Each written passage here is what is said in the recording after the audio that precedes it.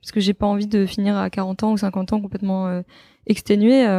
J'ai envie de voir mes amis, j'ai envie de profiter de ma famille, j'ai envie de voyager parce que j'adore faire ça. Et en fait, pour moi, il faut toujours être dans un bon équilibre, encore une fois, et s'écouter.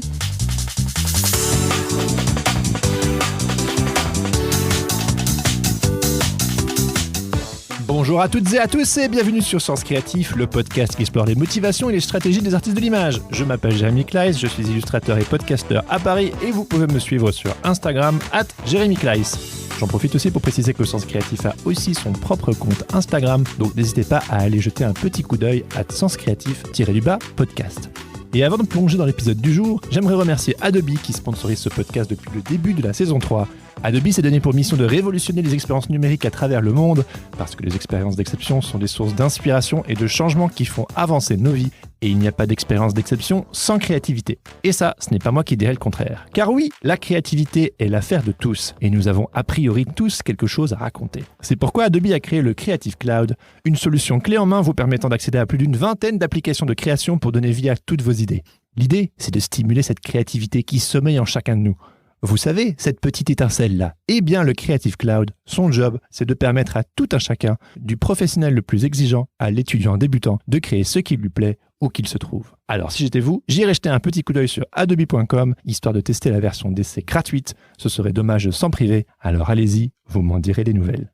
Et sans aucune transition, aujourd'hui je suis ravi de vous présenter ma discussion avec Delphine Dussoux, plus connue sous le pseudonyme d'Alcafine. Artiste multidisciplinaire partageant sa vie entre Paris et Montréal, Delphine s'est toujours donné les moyens pour y arriver. Elle est ultra prolifique et depuis plus de 10 ans, elle décline son univers riche et coloré sur divers supports. Qu'il s'agisse d'animation 2D ou 3D, d'illustration, de peinture, voire de collage sur les murs, Delphine passe de l'un à l'autre avec beaucoup d'aisance. Elle a aussi beaucoup travaillé dans le milieu de la musique et ça, vous vous en doutez, ça m'a intéressé. Et pour vous donner quelques noms, Delphine a travaillé pour des artistes comme Pharrell Williams, Major Lazer, Jane, Mister Oiseau, Big Flo et Oli, le Cirque du Soleil, le Dour Festival en Belgique, j'en passe et des meilleurs. Elle fait aussi partie du collectif de VJing Bibi Blaster, une discipline artistique que je ne connaissais pas vraiment avant de la rencontrer, et elle vous en parlera bien mieux que moi. Dans cet épisode, Delphine me raconte son parcours, comment elle a fait pour percer dans ce milieu ultra sélect qu'est le monde de la musique. Elle me raconte aussi comment elle choisit ses projets et négocie ses prix, de sa relation avec son agent, des différences culturelles entre Paris et Montréal, du burn-out et de l'équilibre à trouver entre projet professionnel et vie privée, de son rapport à la confiance et comment elle éduque ses clients, et enfin, de son intérêt pour le collage et le street art.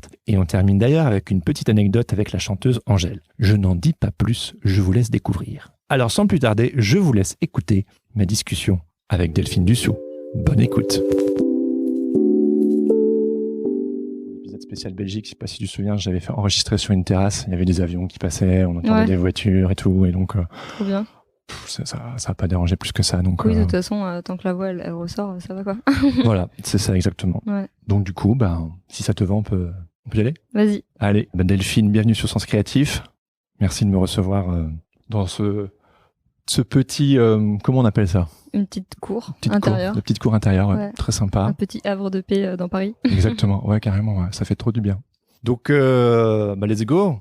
Bah ouais, vas-y. Est-ce que tu peux te présenter et me dire ce qui te motive à sortir du lit le matin ? Alors, donc moi je m'appelle Delphine Dussoux, mon pseudo c'est Dalcafine et je suis directrice artistique, mais je suis aussi multidisciplinaire parce que je fais de l'illustration, je touche au VJing, j'ai fait des études en animation 2D. Puis en fait en ce moment je me diversifie de plus en plus en faisant de la peinture, des collages, de la sérigraphie, plein de choses. Donc voilà, j'aime bien toucher à tout.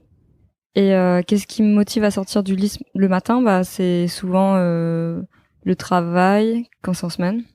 Puis je suis quand même contente parce qu'aujourd'hui, à force de travailler depuis des années, j'arrive à faire vraiment ce que j'aime. Donc ça motive le matin pour se lever. Tu m'étonnes, c'est trop bien.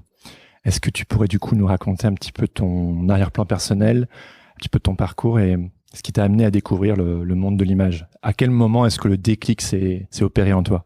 Franchement, ça fait hyper longtemps, parce que mes deux parents m'ont sensibilisé hyper tôt à l'art. Okay. Donc ma mère, elle avait toujours voulu faire les beaux-arts quand elle était plus jeune, mais bon, c'était compliqué parce que sa famille voulait pas trop, etc. Bon, c'est encore l'ancienne génération et tout, donc finalement, elle en a pas fait son métier. Et mon père faisait de la photo, ma mère aussi, donc depuis petite, j'ai été sensibilisée comme ça. Ma mère nous a pas mal poussé à faire du dessin. par exemple, quand on était petite, on faisait on écrivait des poèmes avec ma sœur. Bon, c'est des poèmes d'enfants de 3 ans. Ouais. Et ma mère nous faisait toujours illustrer les poèmes qu'on faisait. Ah, trop bien. Et ensuite, elle les gardait dans une pochette. Et donc, l'autre jour, on avait ressorti la pochette avec tous les poèmes et les dessins qui sont, c'est des dessins d'enfants, quoi. Donc, c'est vraiment pas grand chose. C'est un bonhomme avec des bâtons et tout ça, avec le soleil dans le coin de la page, tu sais, là, comme font tous les enfants. Et en fait, voilà. Donc, je pense que c'est venu de là. Et après, mon premier souvenir à la maternelle, c'était que on avait une énorme banderole à peindre avec tous les enfants. Et puis, tout le monde a mis sa main dans la peinture et l'a mis sur la banderole et ça faisait un dessin. Puis, moi, j'étais la seule à avoir fait un bonhomme. Ah, ok. Du coup, la maîtresse m'avait offert la banderole en disant « Oh, mais c'est génial, t'as fait un dessin et tout. » Et donc, je me sens que c'était ma première fierté en tant que petite fille de, je sais pas, ça devait être en dernière section maternelle, donc je devais avoir 5 ans. Et ça vient de là. Puis après, j'ai toujours continué à dessiner. Et je me sens que dans mes classes, c'était toujours « Ah, Delphine, c'est la dessinatrice. Est-ce que tu peux me faire un chien? Est-ce que tu peux me faire un chat ?» Puis au fur et à mesure que j'ai grandi, après, je suis allée en art appliqué. Ouais. Donc, j'ai fait un bac art appliqué à Orléans. Et là, voilà, ça touche sur le design d'objets, le design d'espace, l'architecture, le stylisme et tout. Puis progressivement, ça m'a ouvert encore plus. Mais j'avais déjà un bon bagage, je pense, parce que mes parents m'emmenaient déjà voir plein d'expos. Enfin, je sais pas, je suis allée voir l'expo. C'est une chance. Ouais. Je suis allée voir l'expo Basquiat quand j'avais 7 ans. C'était la première qui était à Paris, je crois. Wow. On n'arrive pas à retrouver exactement l'endroit avec ma mère, je crois. On s'est dit, mais c'était où? Et je me sens que ça m'avait bouleversée. Et c'était pas encore hyper connu en France. Puis ma mère était hyper fan de Frida Kahlo depuis qu'elle a 20 ans. Donc il y a pas mal de choses comme ça. Je suis allée au musée Dali à Figueras quand j'étais petite. Pareil, ça m'avait... Wow. J'aime pas Dali, hein, mais ça m'avait bouleversée. Ouais. J'ai trouvé ça trop bizarre et ça m'angoisse un peu ce qui dessine. Le surréalisme. Non mais c'est vrai. Enfin en fait ce que fait Dali c'est clairement genre tous mes cauchemars quoi. Ah oui. De quand j'étais petite. Okay. Des trucs. C'est pour ça que je supporte pas genre tout ce qui est le courant surréalisme parce que ça m'angoisse profondément. Mais enfin voilà. Mais en tout cas ça vient de là et depuis très petite quoi. Ouais. Ok. Trop bien. Et du coup, l'animation, le VJing, tout ça, quand on observe ton travail, le milieu de la musique, il est partout. Ça déborde de partout. C'est coloré, il y a du mouvement non-stop. Bon, je pense, voilà, le milieu de la musique, c'est hyper proche avec... ça fait partie de toi, quoi. Je me demandais comment est-ce que tu as fait pour entrer dans ce milieu-là de la musique. Alors, à la toute base, quand j'étais toute petite, j'étais passionnée par les vidéoclips. Ouais. Donc, je les regardais tout le temps, genre sur M6. Je me souviens de ceux de Michel Gondry, Daft Punk. Enfin, je trouvais ça incroyable, j'étais à fond. Et en fait, je m'étais toujours dit, moi, je vais bosser dans la musique plus tard, je vais faire des vidéoclips. Puis après, en grandissant, je me suis dit, en fait, ça paye pas, mais en fait, s'il y a pas d'école. Enfin bref, c'est toujours le truc où tu commences. Donc bon, après, je me suis dit, tant pis, je vais faire complètement autre chose. Je vais partir en animation parce que j'avais toujours voulu faire de la BD et puis l'animation ça rejoignait aussi ce que j'aimais bien, tous les dessins animés quand j'étais petite. Donc je suis vraiment partie dans des études d'animation classique, animation 2D traditionnelle, After Effects. Ensuite j'ai fait l'MK à Angoulême où là j'ai développé à apprendre la 3D. Comme je savais faire en 2D, je me suis dit je vais avoir une formation 3D comme ça plus tard c'est sûr je vais trouver du travail. Et donc j'ai vraiment commencé la formation classique où les profs, ils nous prédestinaient à être tous auteurs, réalisateurs de films, aller à la poudrière ensuite, aller dans la série animée, enfin bref, en fait ce que font tous mes amis aujourd'hui, quasi. Ouais. Et donc je suis allée à Lille ensuite après mes études, et donc là j'ai travaillé vraiment dans le truc classique quoi, publicité ou série d'animation quoi. Donc le schéma classique prédestiné que genre tout le monde fait. Et en fait à Lille je suis devenue amie avec une fille qui s'appelle Lou Blaster parce qu'on a fait la même école donc les SAT et elle était plus jeune que moi et en fait elle me suivait avec les années j'étais un peu sa marraine tu vois en mode d'accord, trop drôle. Et en fait on est devenus potes et elle faisait du VJing et en fait elle avait appris à en faire en 2011 je pense 2010 en Norvège et en gros elle m'a dit un jour est-ce que tu veux rejoindre mon groupe de VJ Baby Blaster. J'ai fait ouais vas-y trop bien charmé. Et donc en fait on a fait notre première soirée à Dunkerque fin novembre 2011. Dunkerque représente. Et puis en fait ça m'a trop plu, j'avais préparé des loops d'animation et tout, j'étais un peu stressée au début parce que je savais pas tout comment ça fonctionnait. Et en fait de fil en aiguille c'est parti de là. Après quelques mois après j'ai bougé à Montréal. Et en fait, à Montréal, il n'y a pas du tout de séries animées, il n'y a pas du tout... la publicité en 2D, ça existe quasi pas, c'est très rare.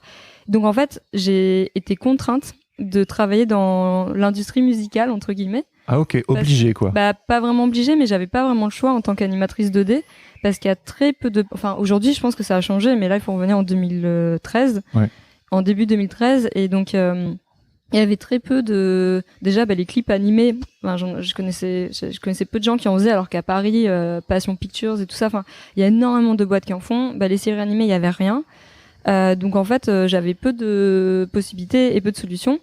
Et donc j'ai intégré une boîte qui s'appelle Moment Factory, parce que j'avais une copine qui travaillait là et que je trouvais ça vraiment malade comme boîte, parce qu'elle travaillait pour des live shows. Donc vraiment, à l'époque, ils avaient été connus parce qu'ils avaient fait le Super Bowl pour Madonna en 2012.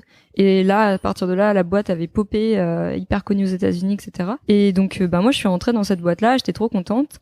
Sauf que donc moi, c'était génial parce que du coup, j'ai vraiment pu apprendre comment travailler la scène à base de templates. Qu'est-ce que ça va rendre sur les écrans LED? Parce que moi, j'étais vraiment habituée à travailler dans un 16:9 sur mon écran d'ordinateur et de jamais voir mes choses créées en live. Et là, c'est fou, quoi, parce que la première fois que tu crées quelque chose et que tu le vois projeter quelque part en live avec des spectateurs, en fait, ça te rend fou, quoi. T'es là, genre, oh my god, c'est trop bien. Ouais.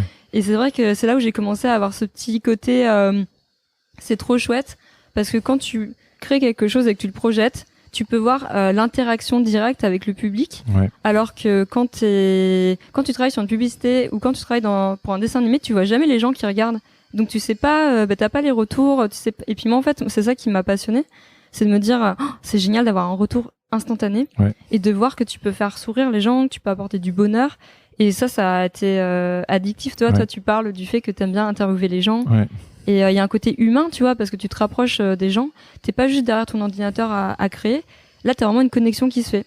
Et moi, c'est vraiment cette connexion avec l'humain qui m'a fait me dire, ok, c'est ça que j'aime en fait. Et des centaines d'humains, parce que pendant les shows, il y a plein de gens, quoi. C'est ça. Et en fait, c'est de cette boîte-là, du coup, que j'ai commencé à apprendre toutes les techniques. Parce que avant, j'avais juste fait un peu de VJing et tout ça, mais là, j'ai vraiment appris à construire un show, faire attention avec le climax, comment emmener le spectateur plus loin, comment créer un effet de surprise. C'est hyper important dans les shows. On va pas juste faire quelque chose de linéaire et de mou. L'idée, c'est de faire quelque chose qui va avoir un impact, qui va se transformer au fur et à mesure. Et ça, c'est hyper intéressant, quoi. En fait, finalement, c'est comme une bonne histoire. C'est juste que c'est pour de la musique. Et c'est une performance aussi. Il y a l'artiste performe, mais il y a toi aussi dans les backstage qui bouge ton ordinateur et qui anime tout le truc. Donc là, en fait, c'est parce qu'il y a deux choses. C'est soit, comme à Moment Factory, on crée des visuels pour le show et ensuite, souvent c'est pour des tournées, donc eux vont le mettre dans un ordinateur qui va partir en tournée. Et donc là, il y aura pas de VJ qui va appuyer sur un bouton pour mixer en live. Donc soit on crée du contenu et on le donne à l'artiste, comme j'avais fait avec Jane. On avait pris toutes les loops d'animation qu'on avait mergées sur ces loops musicales dans Ableton, donc un logiciel de musique. Et quand Jane, en gros, elle appuyait sur ces touches de son contrôleur APC, contrôleur MIDI, quoi. Quand elle cliquait sur une touche, elle lançait non seulement une loop musicale, mais elle lançait aussi nos loops d'animation. Donc là, nous, on n'avait plus besoin d'être là. Par contre, quand je suis VJ live, donc là, je suis avec un DJ et puis on mixe entre guillemets ensemble. Je dis toujours que je mixe, mais parce que en fait, si tu me vois mixer, je mixe exactement comme un DJ à base de bouger et puis appuyer sur tous les boutons. Mais après, c'est juste que je mixe pas de la musique, je mixe des images, quoi. Ouais. Et puis de fil en aiguille, tu t'es carrément fait ton petit trou dans le milieu de la musique, que ce soit pour les festivals, que ce soit pour faire les ex-vidéos, que ce soit pour bosser sur des tournées. Là, t'es indépendante maintenant, si je me trompe pas. Ouais, c'est ça. Ouais. Et du coup, t'as pu faire ton trou grâce à cette boîte, et ensuite t'es parti en solo et t'as pu continuer, quoi. En fait, ce qui m'a vraiment fait un déclic, c'est en 2014, j'avais été contactée par Woodkid, qui réalisait le show de Pharrell Williams pour Coachella. Et en fait, je sais pas comment est-ce qu'il a trouvé mon travail, c'est encore un grand mystère, j'ai jamais osé lui poser la question parce que j'étais trop timide pour lui poser ça. Mais en fait, il m'a contactée en me disant « Hey, salut, je m'appelle Yoann Lemoine. En fait, on cherche un animateur pour le show de Coachella de Pharrell et là, c'est une catastrophe avec la boîte avec qui on travaille à LA. On a vu ta bande démo, est-ce que tu peux bosser pour nous, c'est dans 5 jours. » Wow. Et là, j'étais encore employée dans mon ancienne boîte et j'ai dit ok, est-ce que ça vous embête si je prends 5 jours off? Là, c'est pour faire à Williams. Ils m'ont dit, mais non, t'inquiète, aucun problème. Ils m'ont aménagé un bureau trop gentil et tout. Enfin, j'étais vraiment soutenue par ma boîte aussi. C'était vraiment une boîte qui gardait en considération l'idée que chaque personne peut avoir un rêve et pousser. Bon, ça, c'était avant, parce que maintenant, ils sont 400. Je pense que c'est un peu différent, la vibe. Mais à l'époque, c'était plus en mode hippie, tu vois. Et du coup, donc j'ai travaillé 5 jours. J'ai pas beaucoup dormi et tout.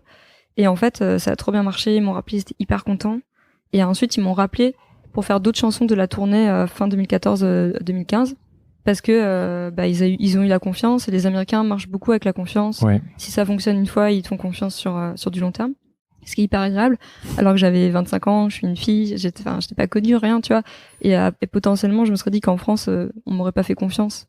Et en fait, aux États-Unis, ça pose pas de problème, quoi. Peu importe qui t'es, d'où est-ce que tu viens, s'ils aiment ton travail, ils vont te prendre.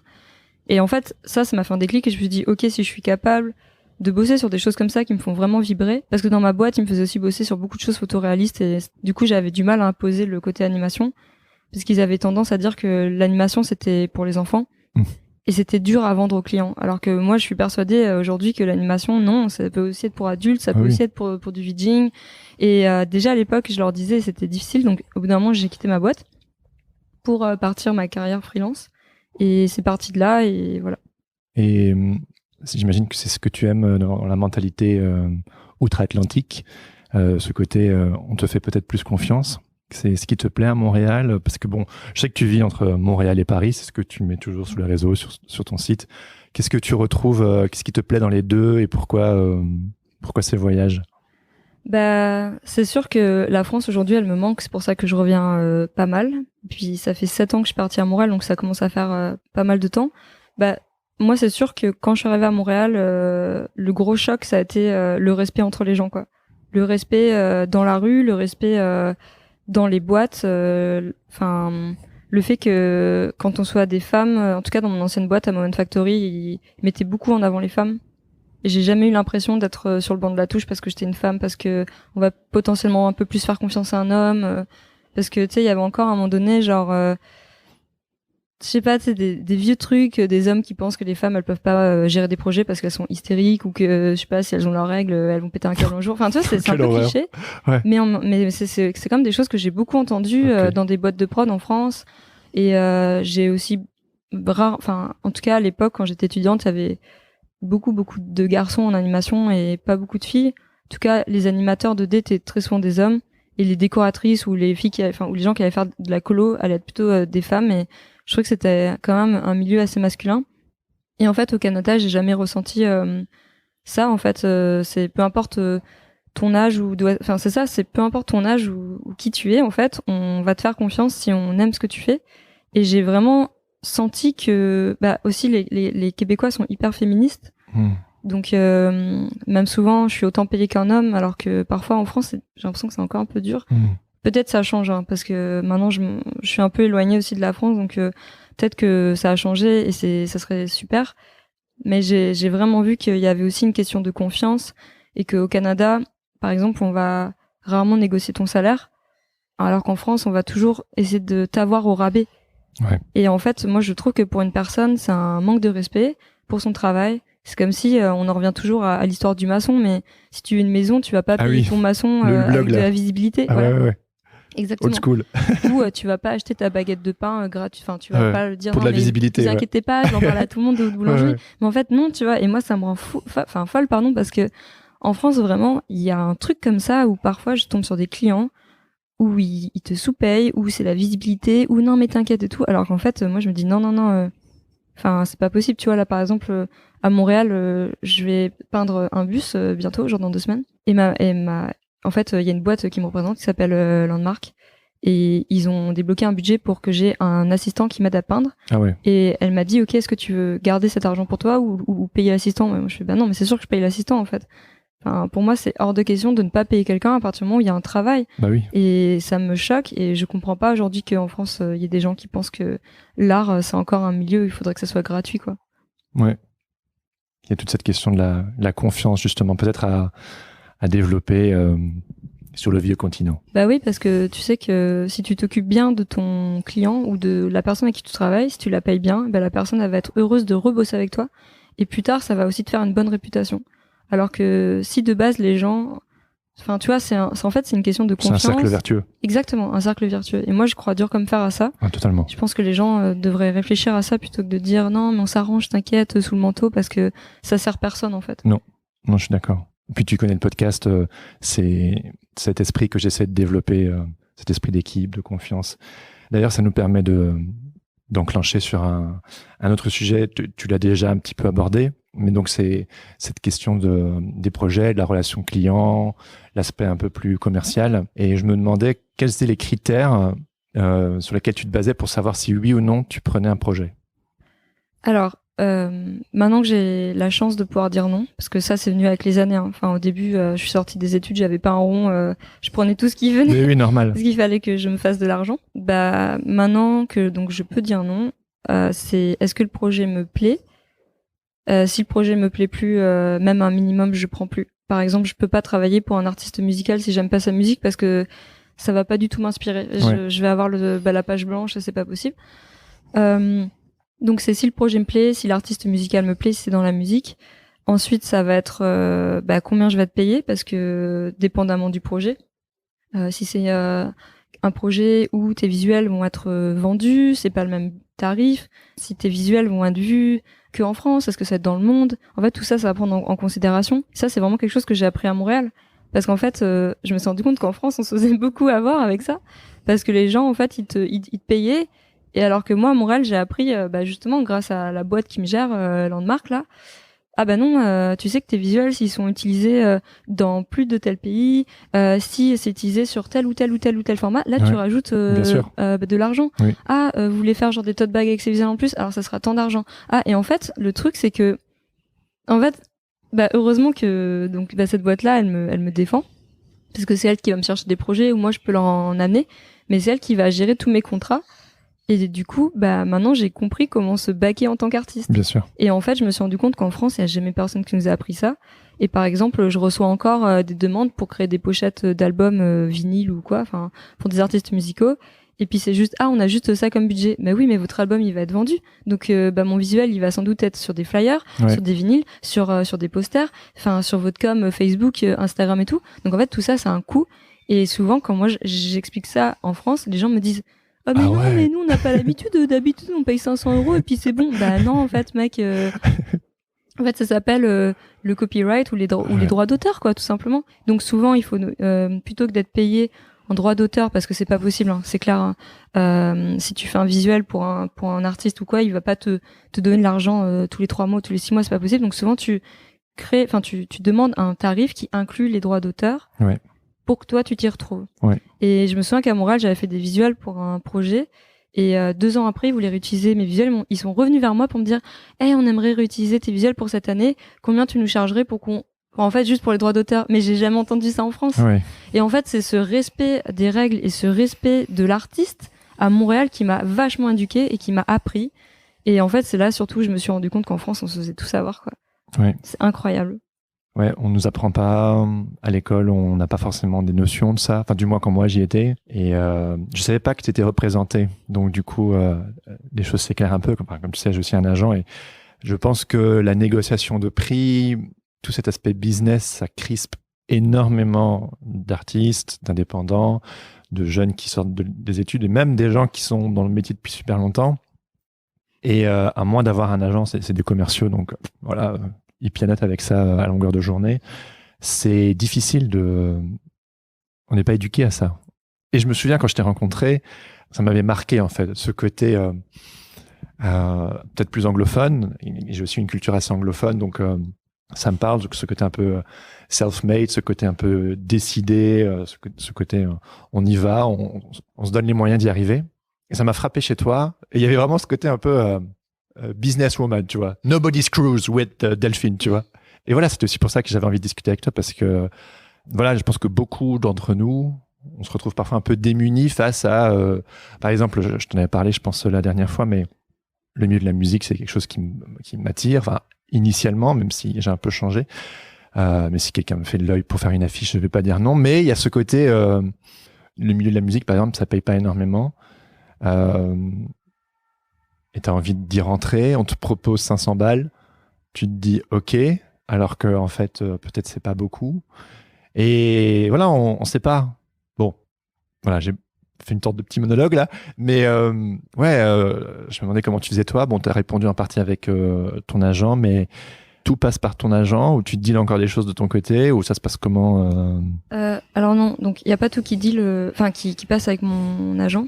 C'est-à-dire que en gros, eux, ils vont me proposer des projets parce qu'ils gèrent plusieurs artistes et puis quand il y a un projet qui pourrait fitter avec mon univers, ils me le proposent.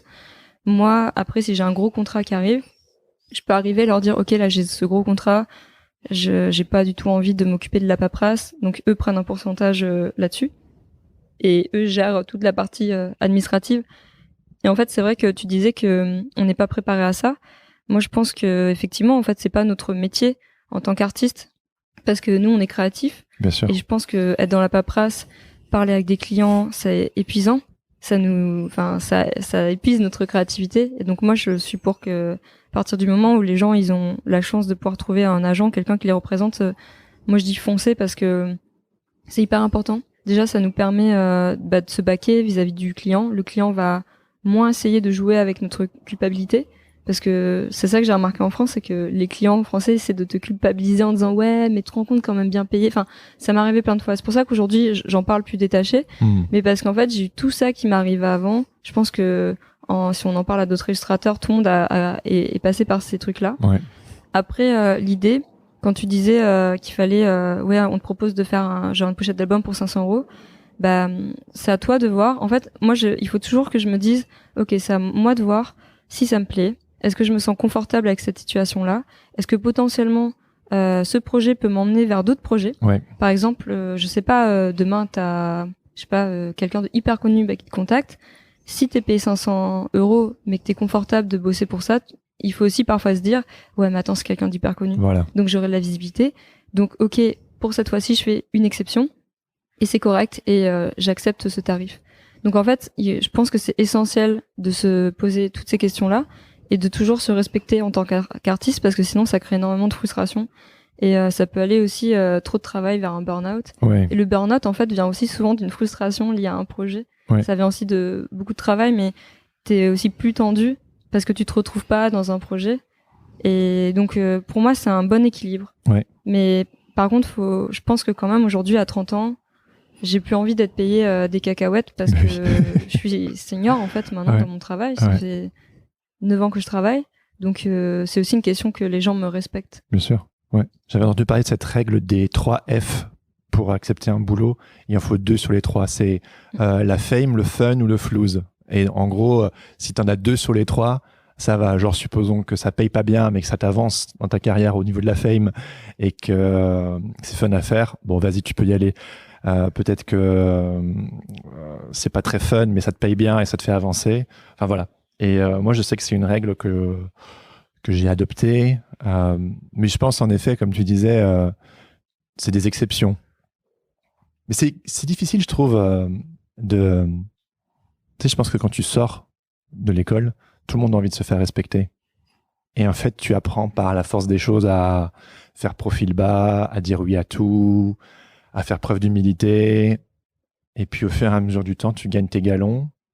Et donc, voilà, il y a cet équilibre entre faire ses preuves et puis à un moment donné, dire non, mais c'est bon, j'ai donné. Moi, je sais que parfois, quand on me propose des choses, que je me dis non, mais les gars, je veux dire, il y a 7 ans, d'accord, mais puis maintenant. Donc, du coup, j'essaie de leur filer à des personnes peut-être qui débutent ou qui ont besoin, ou etc. Et... Oui, voilà.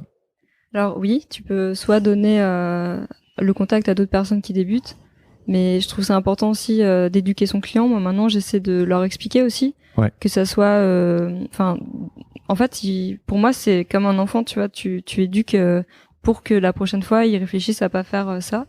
Donc moi, très simplement, je dis à mon client, bah voilà, en fait, je suis vraiment désolée, mais ce que vous demandez, ça coûte tant, et en fait, c'est pas possible normalement d'être payé ce prix-là parce que les droits d'auteur, parce que tout ça. Et donc je leur explique très posément, et en fait souvent ils comprennent. Oui. Alors après parfois, très souvent ils ont pas le budget plus, Mais du coup, ils me disent, bon, bah, ok, on comprend tout à fait, mais au moins, je me dis, plutôt que de leur dire non et qu'ils comprennent pas, Oui, oui, il faut éduquer pour que la prochaine fois, Tout à ils fait. réfléchissent à ça. Alors après, c'est sûr, hein, s'il y a des clients qui n'ont pas plus de budget, bon, bah, malheureusement, ça arrive, hein. C'est vrai que je pense que les budgets en France et les budgets canadiens sont différents aussi. C'est une réalité. Je pense que réellement, en France, il y a beaucoup moins de cash qu'au Canada. Donc forcément, dans la culture, on va pousser moins les budgets, etc. Et encore, tu me diras, bah, ça dépend. Dans le monde de la pub, même en France, ils ont énormément d'argent, tu vois. Mais peut-être que dans le monde de la musique ou quoi, c'est beaucoup plus. Enfin, ils ont pas le même budget que aux États-Unis. Donc, éduquer le client, pour moi, c'est hyper important. Et voilà. Donc, si on veut bosser dans la musique ou dans la culture, il faut choper des clients américains, canadiens, au niveau des budgets, quoi. Ouais. Alors après, pour un Français qui vit en France, travailler au Canada, c'est pas spécialement. Enfin, à distance, c'est pas spécialement le best parce que avec le dollar CAD qui est vachement bas. Ah oui. Nous, c'est cool si moi je travaille pour des Européens parce qu'ils me donnent des euros Ouais. ou des Américains ils me donnent des dollars US. Donc ça, c'est bien. Moi, ça me fait plus d'argent. Mais je sais que si les Canadiens ont pas plus de budget, bah, la personne qui est en France, si elle demande, je sais pas, par exemple, 5000 euros, bah en fait, si le Canadien veut dire bah non, ça fait 7000 dollars, on peut pas, on a juste 5000 dollars, bah Ouais. tu vois, ça va. Donc ça dépend, mais c'est vrai que je trouve que les Américains sont de façon générale hyper flexibles et font beaucoup confiance. Donc Ouais. On en revient toujours à ça. ouais. Toi, t'as le bon combo. En vivant entre Montréal et Paris, t'as les bons côtés de l'Europe et les bons côtés du Canada. Ouais, bah en fait c'est ça, je suis hyper contente de ma vie nomade parce que finalement j'ai pas le temps d'en avoir marre du Canada ou de la France parce que il y a plein de points positifs au Canada, plein de points positifs à la France et des choses aussi que j'aime pas non plus genre dans les deux pays. Mais du coup le fait de vivre entre les deux, bah ça me permet de diversifier mes projets. Là par exemple, bah, cet hiver j'étais en France et j'ai vraiment développé beaucoup mes contacts en France, plus que les années d'avant. Et là, ça m'a ouvert d'autres projets potentiels qui vont arriver en France peut-être cette année, si le Covid Ah oui. continue, C'est sûr. s'arrête, parce que ça serait cool. Mais sinon, ouais, donc ça m'a permis de développer les deux côtés. Et ça serait chouette après de développer un peu plus de choses avec les États-Unis, mais encore une fois, à voir. Oui. Parce que c'est vrai que souvent, c'est assez chouette les projets là-bas. Et qu'est-ce que t'aimes bien ici? À Paris, en France, en Europe, les bons côtés? La nourriture. Tiens donc. Franchement, tout le monde, enfin voilà, ça me manque trop. Enfin, moi j'adore manger et j'adore bien manger, enfin des produits locaux.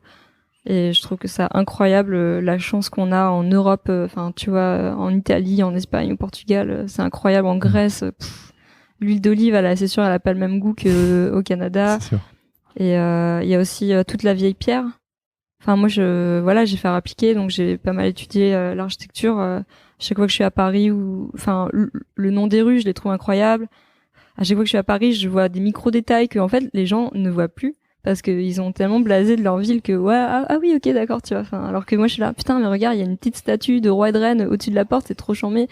Et je trouve ça incroyable. La diversité de paysages aussi. Ouais. Là, tu vois, j'étais à Bordeaux le week-end dernier, c'est trop beau, quoi. Enfin, le temps, c'est incroyable. Et après, c'est ça, c'est des choses différentes. Le Canada a des paysages incroyables aussi, mais bon, après, il fait très froid la majorité de l'année. Et moi, je sais que le froid, c'est pas quelque chose que j'aime. Donc, c'est sûr que je pense que le côté Méditerranée, ça te manque. Ouais.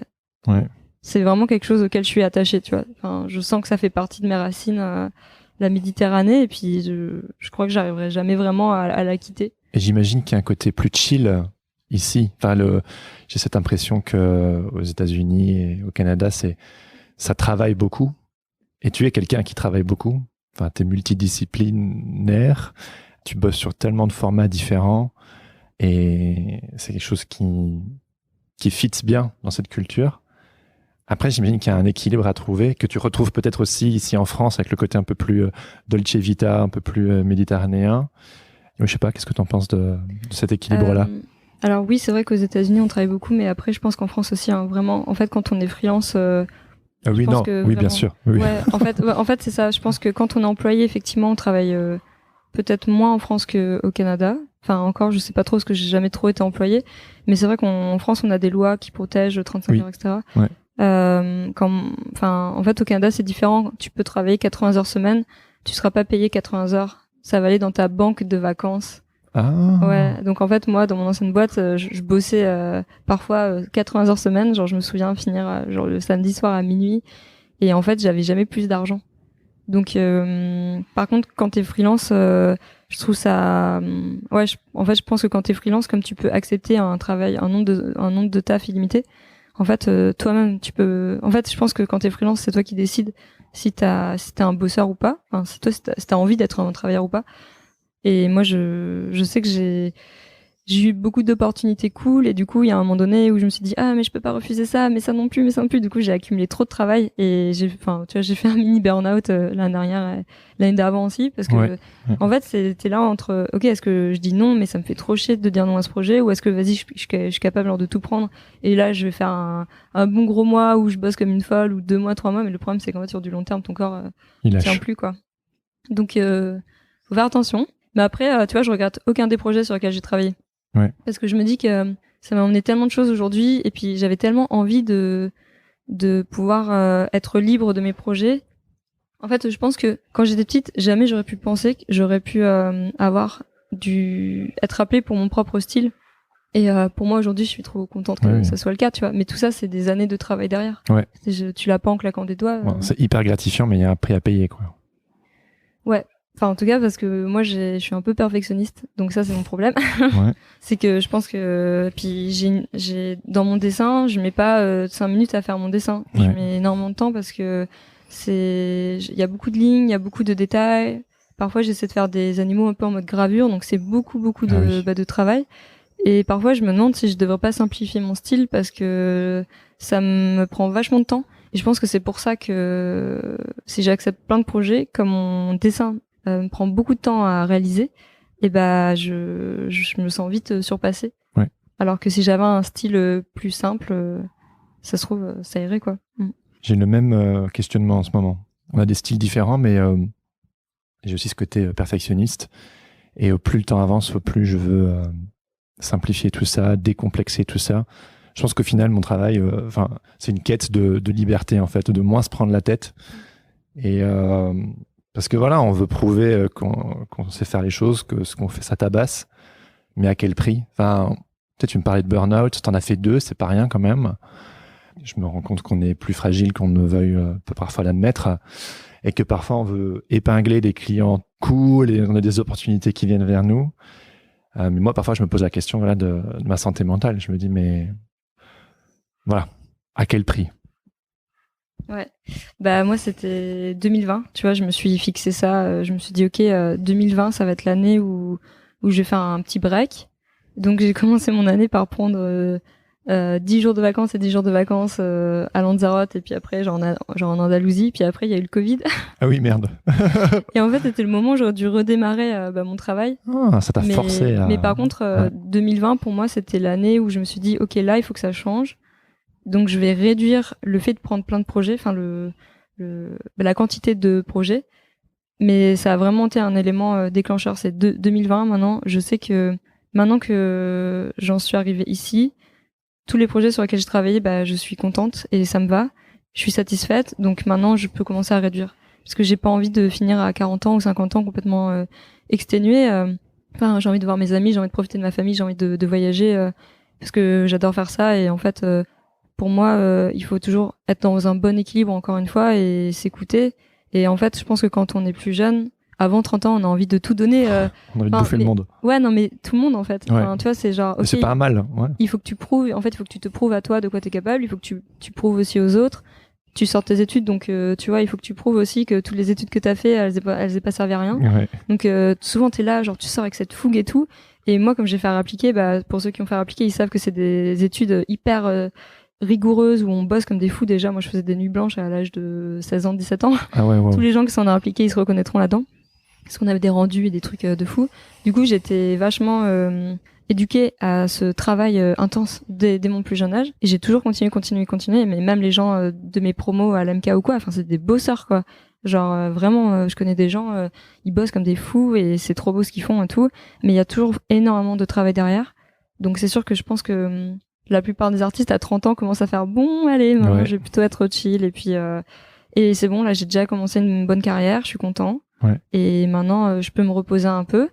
Et voilà, enfin moi je pense que c'est ça que je vais faire. Maintenant je vais continuer à accepter des projets parce que j'adore mon métier et tout. Par contre je vais en accepter moins et je vais être de plus en plus picky sur mes choix. Dès que ça me plaît pas trop, non je prends pas. Comme ça je préfère parfois me dire, je préfère avoir une journée de off dans ma semaine où je lis un bouquin, où je me repose, où je vois mes amis, plutôt que d'accepter un projet qui me plaît à 90%, tu vois, ou enfin à 80%. Ça maintenant je mets en priorité un peu plus ma vie à côté. Ouais.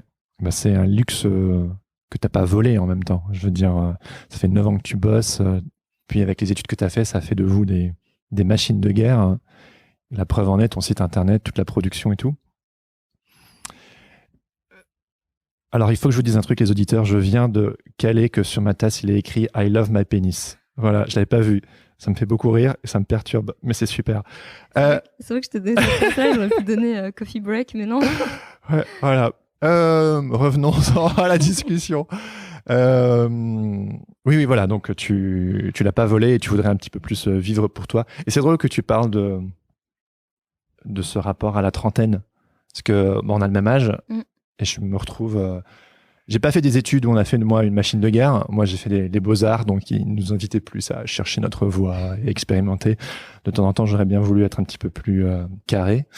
Mais là, voilà, c'est un processus que j'ai déjà enclenché, même avec ce podcast. Il y a ce côté, bon, tu fais tes preuves, tu as épinglé les clients, tu fais ton chemin, tu coches les petites cases sur ton tableau de chasse. Et puis à un moment donné, tu te dis, qu'est-ce que tu veux vraiment maintenant, quoi. Et toi, du coup, si on devait parler des 5-10 prochaines années, donc tu m'as dit, voilà, chiller un peu plus, voyager, mais c'est quoi un peu ce que tu aimerais accomplir ou vivre après avoir construit ces 9 premières années? Bah, moi, je t'avoue que là, il y a un médium que je travaille de plus en plus, c'est la peinture. Parce que, bah, pour moi, c'est aussi quitter un peu l'écran. Ouais. Parce que, voilà, digital, ouais. tu vois, moi, j'ai une tendinite à la main qui va jusqu'à mon épaule. Et en fait, ça, c'est parce que je bosse beaucoup, mais je bosse beaucoup sur la tablette. Donc là, je me suis acheté un iPad déjà pour changer ma façon de tenir mon poignet. Mais aussi le fait qu'on soit tout le temps courbé devant notre ordinateur, tu vois. Enfin, on a tous mal au dos. Oui. Parce que c'est hyper dur, en fait, de se tenir vraiment droit devant son ordinateur. Au bout d'un moment, tout le monde s'affaisse, que tu le veuilles ou non. Donc, ça participe aussi à l'entretien de ton corps. C'est sûr que quand moi, je peins, j'ai pas la même gestuelle ou la même dynamique que sur mon ordinateur. Ça fatigue moins, t'arrives mieux à dormir aussi. Donc là, de plus en plus, grâce justement à Landmark, donc la boîte qui me représente à Montréal, eux, ils m'emmènent plein de projets en peinture. Peindre, par exemple, peindre une murale, là, peindre le bus dans 2 semaines. Donc c'est pas mal de choses en fait qui me sortent de mon ordinateur. Et je pense que j'adore toujours faire du vidging et tout, donc c'est sûr que si je pouvais continuer à en faire pour des artistes que j'aime, bah je serais trop contente. Mais j'aimerais vraiment dans les prochaines années continuer à faire 50% vidging pour des artistes que j'aime et me diriger de plus en plus vers la peinture. Mais toujours aussi l'illustration de base parce que j'adore, mais c'est vrai que la peinture pour moi c'est un médium j'ai envie d'explorer un peu plus. Ouais, tu mets les mains dans le cambouis, quoi. Ouais, et puis c'est moins stressant, tu vois. Il y a un côté comme quand tu dessines sur une feuille de papier, il y a un côté thérapeutique un peu. Oui. Et moi, tu sais, je mets de la musique, je peins, je suis trop bien, quoi. Enfin, ouais. C'est un peu retour à la base parce que quand on est petit, on a tous peint ou fait de l'aquarelle ou quoi, tu vois, avec nos parents. Et tu retrouves une sorte d'état d'insouciance, d'innocence. C'est comme la méditation, en fait. Ouais. Tu fais un avec l'univers et avec toi-même. Si tu veux. Et tu fais du collage aussi, ouais. Peinture, collage. Ouais, le collage, c'est une autre façon encore un autre moyen d'expression qui, en fait, finalement, se rapproche un peu des murales, quoi, ou du graphe, parce que c'est dans la rue.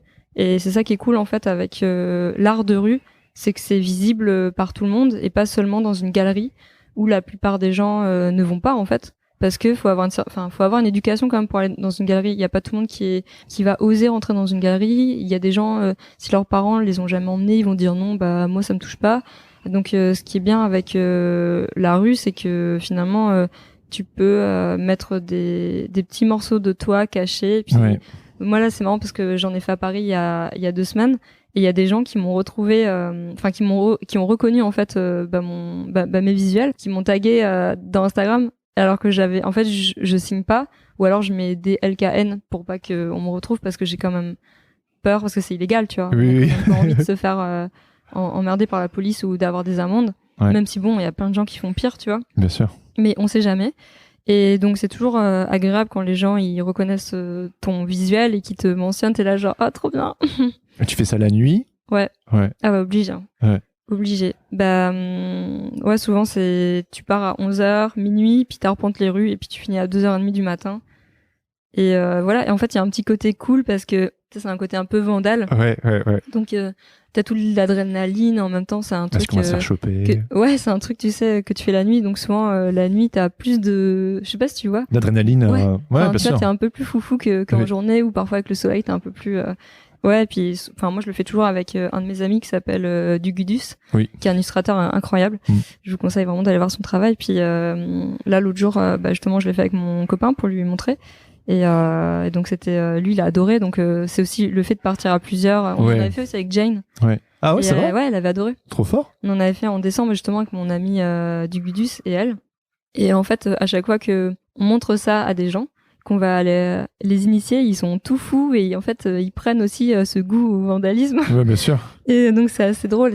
Après il faut pas être trop 3 c'est le maximum je pense, mais il y a un côté travail d'équipe où toi t'aides à faire le collage de l'autre et il y a une autre personne qui fait le vérifie guet. s'il y a pas. Ouais. Mais on a déjà croisé plein de voitures de police et à chaque fois on s'est dit merde ils nous ont pas vu. Enfin on a eu trop de chance parce que vraiment parfois tu te dis bon bah si tu tombes sur des policiers qui veulent juste te faire chier, bah en fait tu vas en garde à vue et ça t'est arrivé? Moi non, mais je connais des gens à qui c'est arrivé. Donc faut faire attention. Oui, si tu fais attention, normalement il y a pas de problème. C'est un peu jouer à se faire peur quoi. Ouais, je sais pas, il y a un côté un peu adolescent, c'est marrant. Ouais. Prendre des risques. Puis tu poses ton empreinte dans la ville. Ouais, puis aussi tu la poses dans des endroits par exemple moi je prépare tous mes visuels à l'avance, je les découpe. Et quand tu passes devant un endroit, tu te dis ah mais ce visuel-là, pardon, il irait trop bien sur cet endroit parce que l'architecture est comme si. Après tu colles pas n'importe où. Hein. Je veux dire, tu vas pas les coller sur un bâtiment haussmannien, un truc magnifique. Oui. Enfin, je veux dire, tu vas coller dans là où les murs sont un peu défoncés, là où il y a déjà des collages, là où il y a un gros tag devant. Tu vas pas non plus être irrespectueux, quoi. Et ouais. Et ça t'oblige à regarder. Tu es constamment en train d'observer ton environnement, j'imagine, pour repérer les petits spots où tu vas revenir la nuit. Ouais, parce que c'est ça, en fait, après, t'as une déformation professionnelle, tu vois, où en fait, tu deviens obsédé. Oh, là, j'aimerais trop coller là-dessus ou là et tout. Et en fait, à chaque endroit de rue, tu regardes partout et après, enfin, moi, parfois, bah, quand je colle, je suis là, ok, next collage, ça sera là et tout. Et j'aimerais bien passer au niveau supérieur qui est tu sais, comme Space Invader ou John Hammond, là. Le truc il est génial, lui. Ah ouais, j'adore. C'est trop fort. Et ben lui, il colle toujours dans des endroits improbables, hyper hauts, parce que en fait, plus tu colles haut, plus t'es sûr que ton collage il va rester. Et ça, c'est le next level. Et moi, je veux trop accéder, mais il faut une échelle de foot. Bah, avec l'échelle, je pense qu'ils ont un camion, les mecs. Et après, si tu te fais repérer aussi, enfin, il faut aller hyper vite, quoi. Parce que bon, une échelle, c'est pas la même chose, tu vois. Et donc vite, il faut descendre. Hein vite, il faut descendre. Donc encore plus de risques, mais par contre, là, t'es sûr que ton collage il est encore plus visible. Et moi, je trouve ça trop bien. Et t'as une anecdote de l'endroit le plus fou où tu es collé pour le moment? Bah, pas vraiment, parce que j'en ai pas non plus fait énormément, mais si, j'en avais fait. Alors j'ai un peu honte de le dire parce il a été retiré au bout de 3 jours, donc à mon avis les propriétaires en ont eu marre, mais c'était juste devant le métro de Belleville. Il y a une sorte de supermarché, je sais plus comment il s'appelle, et en fait j'avais collé un tigre. Et avec mon ami Dugudus, on s'était dit bon, moi je veux trop coller là mon tigre, je sais pas pourquoi je le vois là et puis c'est tout. Donc j'ai fait un blocage sur ce mur-là. Et en fait, il y avait plein de monde, c'était juste devant l'énorme boulevard genre de Belleville et tout, il y avait trop de monde dans la rue, juste devant la bouche de métro quoi. Et là j'étais là, bon vas-y, on le fait genre en 2-2 et tout. Et en fait, c'était trop le stress et on a réussi à le faire en je sais pas 15 secondes maximum parce qu'il fallait aller trop vite. Trop fort. Et en fait, c'est marrant parce que tu dis non mais là en fait, il y a une chance sur vraiment rien qu'il y a un flic qui passe à ce moment-là parce que c'est un boulevard où il y a des gens, des flics et tout. Et voilà, donc ça c'est cool, tu vois, quand tu es dans des endroits passants. Ouais, c'était de jour ça. C'était le soir à 22h. Ah oui, ok. Donc il y avait quand même beaucoup de gens, c'était un jeudi soir, donc tu sais, les gens ils sortent quand même, ils vont au bar, ils rentrent du métro. Donc c'est un peu couillu de le faire juste devant une bouche de métro et sur un boulevard, tu vois, comme un rond-point quoi, enfin une sorte d'axe.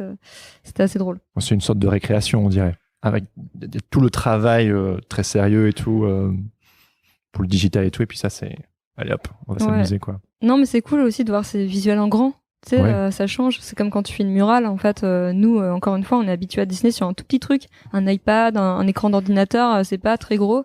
Et le fait de le voir en vrai, franchement, ça fait quelque chose. Ouais. Et encore une fois, j'en reviens à ce que je disais tout à l'heure.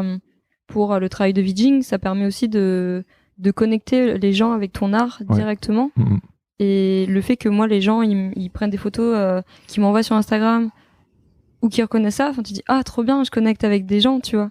Et ça, c'est autre chose que de travailler dans la pub ou travailler dans la série animée ou autre chose, enfin, où tu vois pas enfin, de toute façon, la pub, en général, ça fait pas frissonner les gens, tu vois, ça reste de la pub, quoi. Et c'est éphémère, quoi. Ouais. Pour terminer cette interview, il y a une histoire que j'aimerais trop que tu me racontes. C'est comment tu as fait pour refiler un vêtement avec un de tes dessins dessus à Angèle. Alors, en fait, je connais Ariel Tintard, qui est un ami à moi, qui était le pianiste de Angèle de 2018 à 2019. Et en fait, il est venu dormir chez moi à Montréal parce qu'Angèle est passée au Francophonie. Et en fait, on se baladait dans la rue, puis on a retrouvé Angèle avec lui. Ah ok, tu l'as rencontré en vrai. Ouais, okay. On a bu un verre après ensemble avec sa manager, et puis Ariel, et puis Kikwe qui était le batteur à ce moment-là. Et en fait, comme j'avais fait la veste avec le cartel, j'avais demandé au gars du cartel, je leur dis est-ce que parce que en fait le soir Ariel m'avait invité au spectacle et il m'a dit si jamais tu veux offrir ta veste à Angèle, moi je peux lui emmener quoi. Okay. Du coup j'étais allée récupérer la veste et en fait c'était un peu la surprise quand elle l'a portée sur scène. Ah ouais. Parce que je m'attendais pas du tout parce que en fait Ariel lui a offert avant le show. Et finalement, elle est arrivée sur scène avec la veste et j'étais là, ok, trop bien, surprise. Mais tu sais, moi, je l'ai pas offert pour qu'elle la porte sur scène. Je l'ai juste offert pour elle, pour qu'elle la porte dans son quotidien. Et donc, c'était une bonne surprise quand elle l'a portée sur scène. J'étais hyper contente, quoi. Ah ouais. Ah, c'est drôle, c'est tout simple en fait. C'est tout simple. Histoire. Ouais, c'est juste. Je me souviens quand j'ai vu la photo sur Instagram, genre, alors comment ça s'est passé ça ? Et au final, on en revient toujours à cette histoire de relations humaines. Ouais. Oui, puis après, tu peux offrir un truc à un artiste et si l'artiste aime pas, il le porte pas, tu vois. Donc là, ça faisait plaisir, tu vois. Je me suis dit, ça se trouve, elle a kiffé et puis elle a voulu la mettre, donc c'est bien. Bah ouais, franchement, c'est hyper stylé, quoi. Super. Bah écoute, merci Delphine pour cette discussion, c'était méga intéressant. Bah merci à toi. Et puis, au plaisir. Bah ouais, carrément.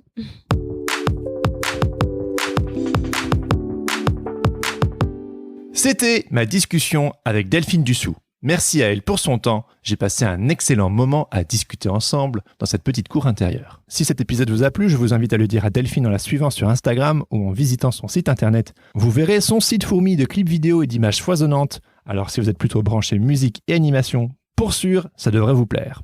Pour ne plus jamais louper un épisode, abonnez-vous sur vos applications de podcast, suivez-moi sur les réseaux sociaux ou rejoignez ma newsletter. C'est là que je partage mes petites réflexions du moment, des vidéos inspirationnelles, de la soupe existentielle, des coups de cœur et des trucs rigolos. Pour vous inscrire, rien de plus simple, rendez-vous sur senscreative.fr, le tout nouveau site internet consacré au podcast. Vous retrouverez le lien en haut à gauche ou dans les notes de cet épisode.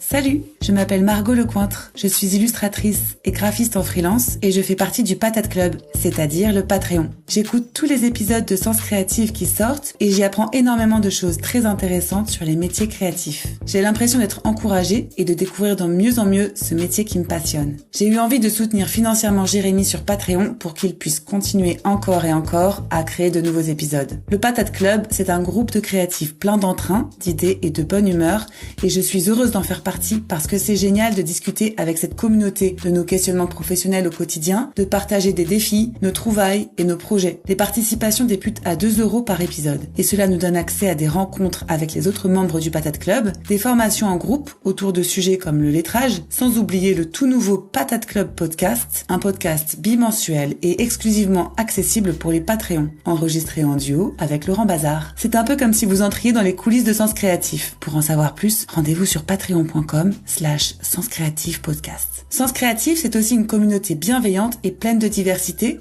où l'on s'encourage, on s'inspire et on échange les uns avec les autres, notamment sur la plateforme Discord qui est gratuite et ouverte à tous. C'est un peu comme une ruche virtuelle avec des alvéoles pleines de conseils, de réflexions ou de blagues pour les illustrateurs, graphistes et les créateurs d'images de tout poil. Pour rejoindre le Patate Club ou le Discord, retrouvez les liens dans les notes de cet épisode. À bientôt!